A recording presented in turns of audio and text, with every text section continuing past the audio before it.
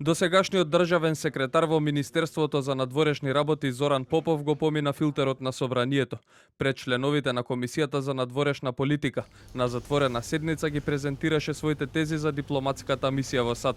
Попов, кој најголемиот дел од дипломатската кариера ја има поминато во Директоратот за Европска Унија, воедно беше единствениот кој реферираше пред пратениците кои имаат безбедносен сертификат, бидејќи после неговото излагање председателот на комисијата Антонио Милошовски ја прекина со образложение дека на плат не почнала пленарна седница. Заради пленарната седница, продолжението на Комисијата за надворешна политика ќе биде дополнително презакажано. Според координаторот на пратеничката група на Дуј Арбер Адеми, излагањето во Комисијата за надворешна политика на амбасадорите не е задолжително, но е во насока на транспарентност, а доколку продолжи да се одложува комисијата, не е исклучена можноста председателот Стево Пендаровски да потпише без филтер од собрание. Се работи, по моје мислење, по моје видување, класична злоупотреба на позицијата председател на Комисијата за надворешни работи, бидејќи без образложение се прекина седницата. Добро што помина амбасадорот, кандидатот за амбасадор за Соединетите Американски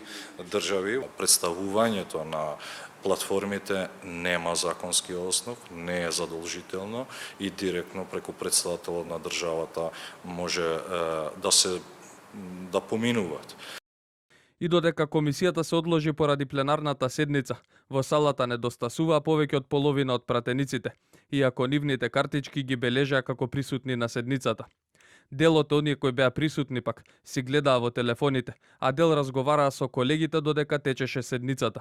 Адеми не даде конкретен одговор колку мина од пратениците, членови на Комисијата за надворешна политика седеле на седницата, иако председателот Антонио Милошовски не беше присутен на пленарката. Координаторот на пратеничката група на Дуј вели, пратениците треба да бидат присутни и да придонесуваат за граѓаните. Помеѓу новите амбасадори кои пред комисијата треба да ги представат своите тези се и амбасадорот за Канада, Агрон Буџаку, во кралството Норвешка Дритон Куки, во Словачка Евгенија Илиева и во кралството Белгија Методија Белевски.